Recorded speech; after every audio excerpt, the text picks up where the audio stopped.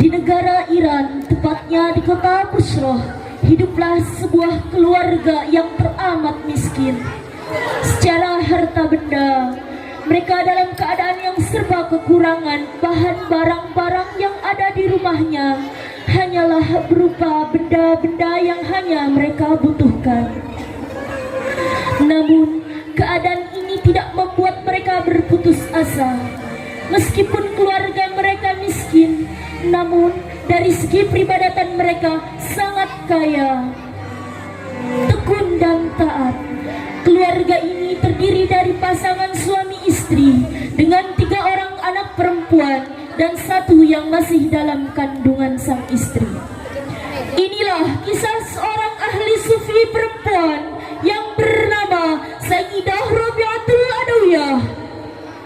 Suatu malam, lahirlah seorang bayi perempuan yang sangat cantik dari pasangan suami istri yang teramat miskin.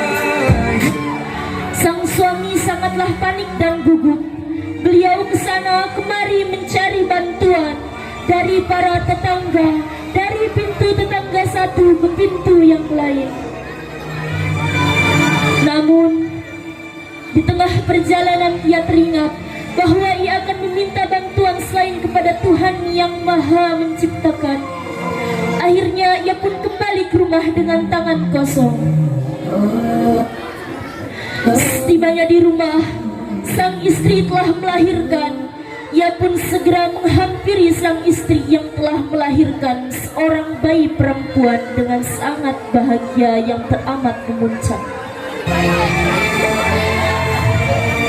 Alhamdulillah ya Allah, anakku terlahir dengan selamat. Alhamdulillah istriku, anak kita terlahir dengan sempurna.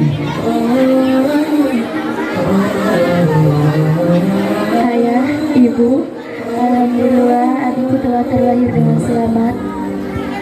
Ibu, dia cantik sekali ya, kulitnya bersih, wajahnya pun berseri. Siapa yang ayah memberikan? Siapa nama yang ayah berikan untuknya? ورفيقة العمر الذي أيامه في بيتها أزكى من الريحان. Rabi'atul Adawiyah, karena dia adalah putri keempat ayah.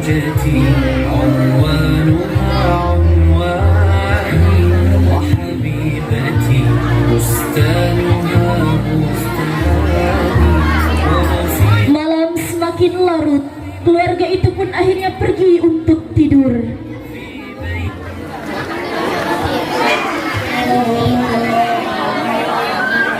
Di tengah tidurnya, ayah Rabi'ah bermimpi bertemu dengan Nabi Muhammad sallallahu alaihi wasallam.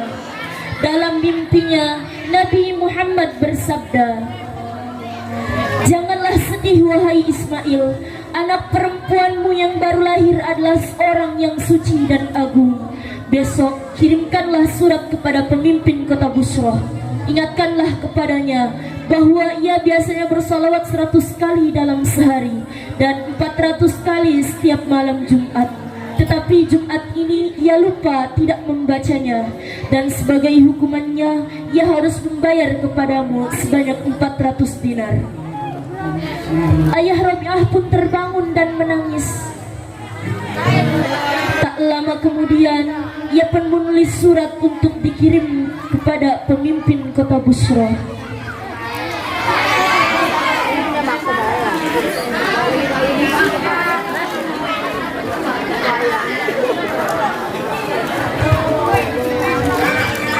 Kesana kemari ayah Rabi'ah mencari pembawa surat kerajaan. Tak lama kemudian, ayah Rabi'ah pun bertemu dengan pembawa surat kerajaan.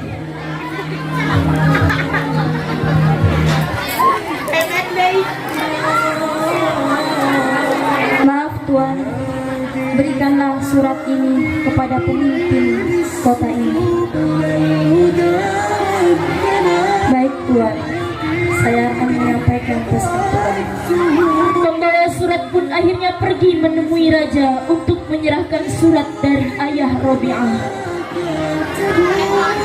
Maaf raja, ini ada pesan untuk baginda raja. Surat pun sampai ke tangan raja. Raja pun membaca surat tersebut.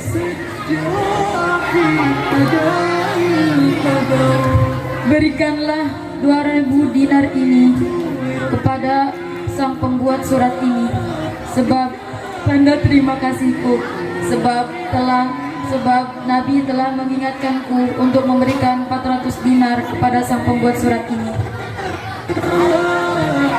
Baik baginda, saya akan melaksanakan perintah baginda.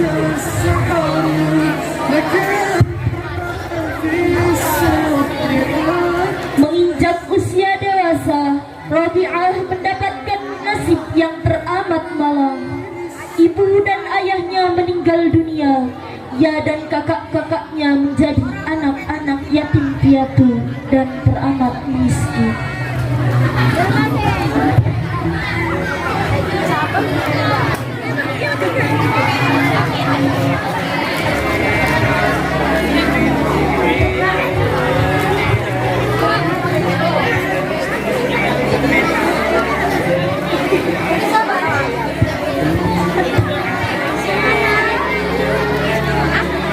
Ayah, ibu, begitu cepat kalian meninggalkan kami. Sudahlah, jangan menangis lagi. Biarlah mereka kembali ke pangkuan Tuhan dengan tenang. Rabi'ah dan kakak-kakaknya pun menangis penuh haru karena perihnya kesedihan. Penderitaan Rabi'ah terus bertambah, terutama setelah kota Bushrah dilanda kelaparan hebat. Rabi'ah dan saudara-saudaranya pun harus terpencar hingga ia harus menanggung beban penderitaannya sendiri. Di bawah terik matahari, Rabi'ah berjalan dengan sempoyongan dan dengan perut yang sangat lapar. Ia pun terus menyebut nama Tuhannya. Ya Allah, ya Allah, kuatkanlah langkahku ini.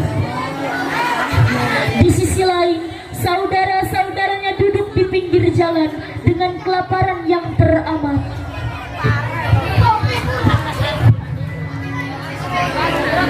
Ya Allah, kemana kita harus melangkah, kemana kita harus berteduh.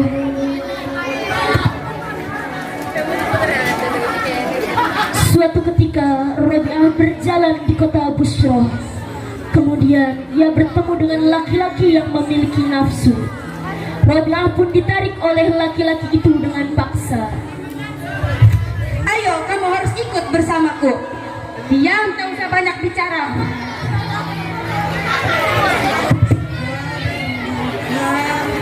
Rabi'ah pun dijual kepada seorang tuan untuk dijadikan sebagai budak.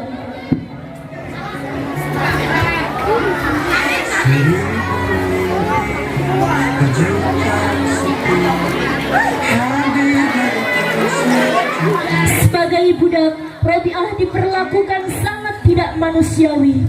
Siang dan malam, Rabi'ah benar-benar diperas tanpa mengenal keringat.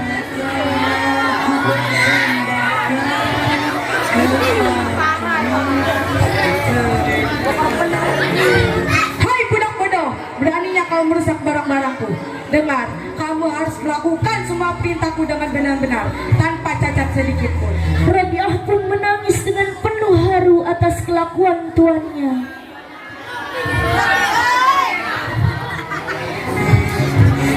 Ya Rob, jika ini memang takdir yang terbaik untukku, aku ikhlas menerimanya.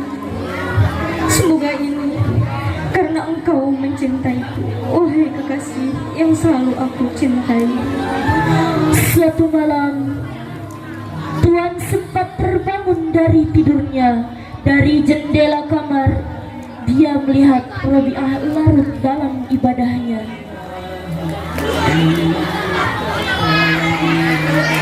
Ya Allah, ya Tuhanku, Engkaulah yang maha mengetahui segala keinginan-keinginan dalam lubuk hatiku.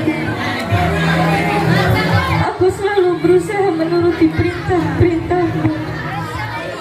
Ya Tuhanku, aku mencintaimu karena aku takut dengan api neraka-Mu. Jika cintaku kena takut dengan api neraka-Mu, bakarlah aku Tuhan, bakarlah aku dalam kobaran api. Ya Tuhanku, aku mencintaimu bukan karena aku menginginkan surga-Mu. Jika cintaku karena menginginkan surga-Mu, jauhkanlah surga itu sejauh-jauhnya dari diriku. Tuan pun melihat ada cahaya di atas kepala Rabi'ah. Cahaya itu menyinari seluruh ruangan rumah itu. Tubuh Rabi'ah itu pun, tubuh Tuan itu pun merinding, menggigil melihat peristiwa aneh itu terjadi pada budaknya.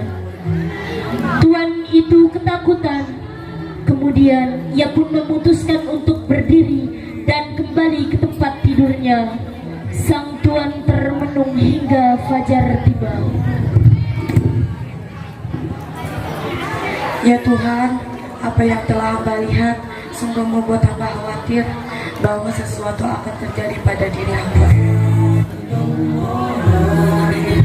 Tak lama kemudian ia pun memanggil Rabi'ah untuk menghadapnya. Hai budakku Rabi'ah, kemarilah.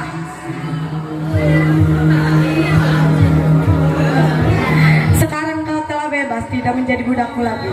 Dan silakan kau pergi dari sini dan kembali ke rumahmu. Terima kasih Tuhan, terima kasih telah membebaskanku. Aku mohon pamit Tuhan. Nama Sayyidah Rabi'atul Adawiyah harum di mata banyak orang. Kealimannya, kerendahan hatinya, dan hidup zuhudnya seolah memunculkan magnet yang menarik banyak kalangan untuk mengaguminya sebagai perempuan sufi yang tak biasa.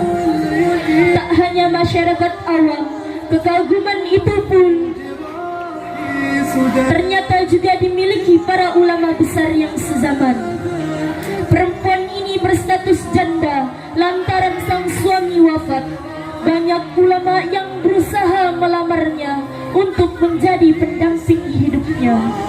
Dalam kitab Durratun Nasihin diungkapkan, para ulama ternama yang terpikat hatinya antara lain ialah Hasan al-Basri, Malik bin Dinar, Sabit al-Banani.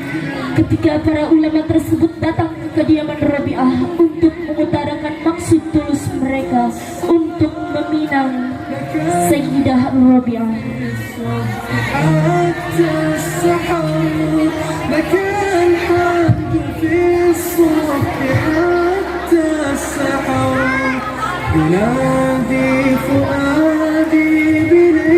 Baiklah, aku ingin tahu siapakah di antara kalian yang paling alim, maka aku bersedia menjadi istrinya. Dialah Hasan al-Basri. Jika Tuhan mampu menjawab 4 pertanyaan yang aku ajukan, maka aku bersedia menjadi istri Tuhan.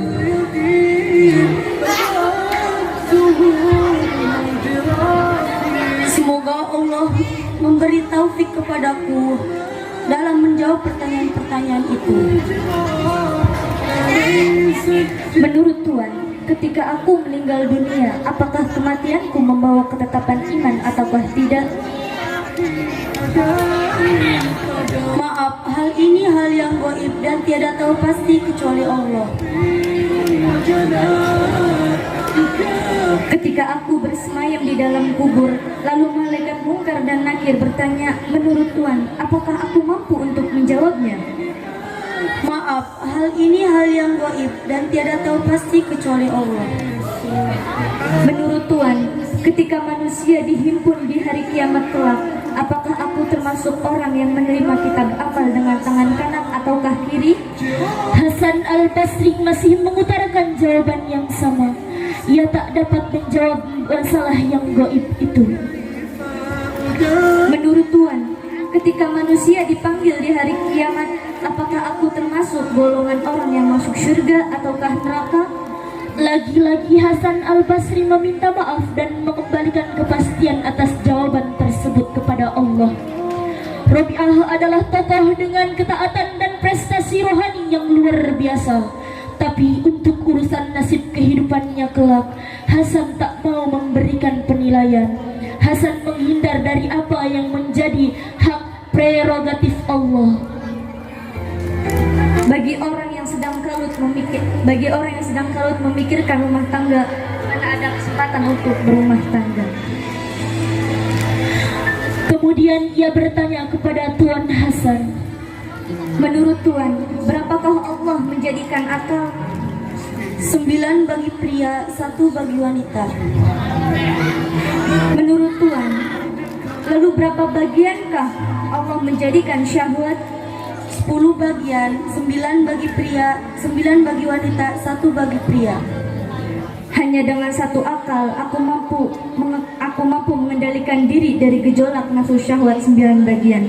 Tetapi dengan 9 bagian akalnya, kenapa Tuhan tidak mampu mengekang satu nafsu syahwat? maka menangislah Hasan seraya memohon diri keluar dari rumah Rabi'ah.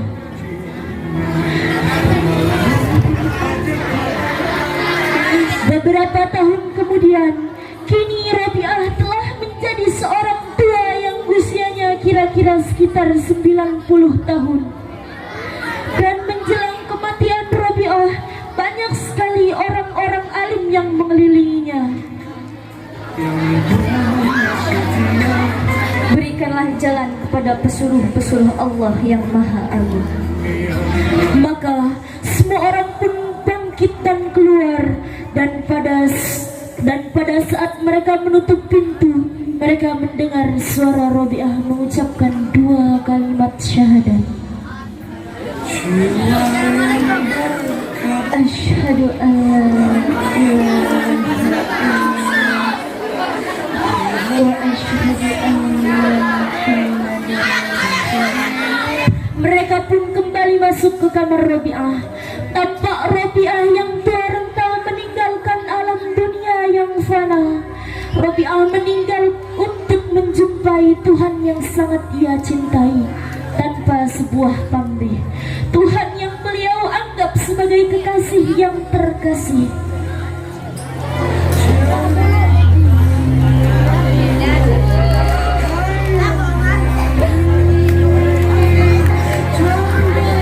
Demikianlah persembahan dari kami, drama yang mengangkat kisah perempuan suci yang bernama Sayyidah Rabi'atul Adawiyah. Semoga banyak manfaat yang bisa diambil dari drama ini.